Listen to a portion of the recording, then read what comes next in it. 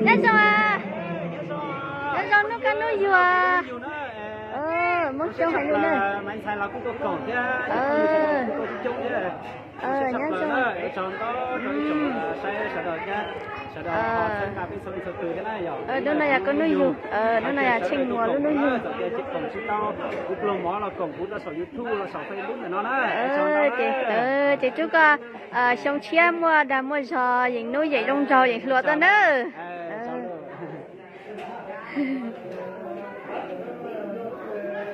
Vâng, xin mời mọi người vào. Và ngồi trong này sẽ là làm những thủ tục.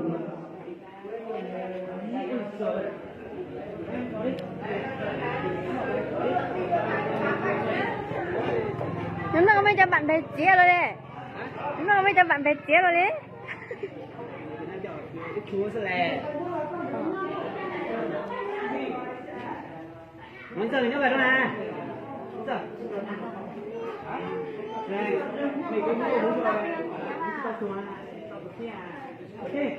Các bạn nước vào đi ơi.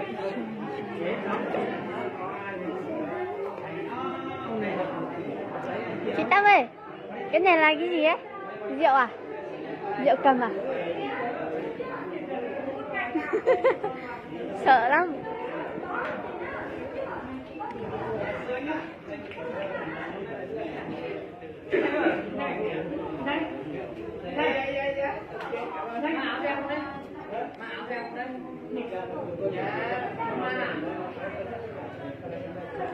Đó, giờ anh thấy nó nuôi gì đây, trong lịch trong sự.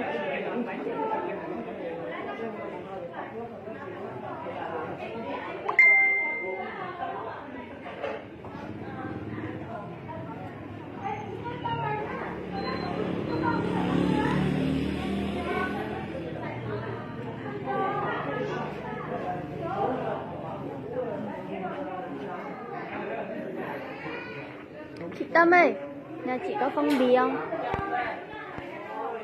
Không có à?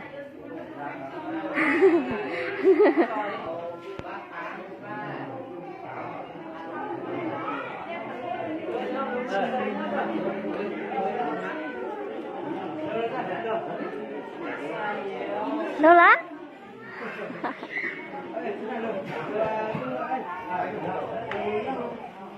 Anh chị em bạn bè có gì số bạn đã tới sự buổi sinh nhật của anh trong tổ đội hôm nay vào trong nhà để làm những thủ tục.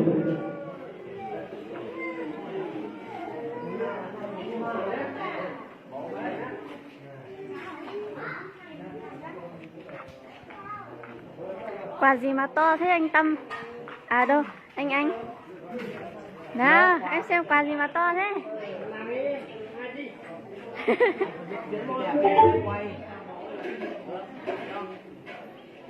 Người do đẹp trai chứ không đẹp nữa thì chết.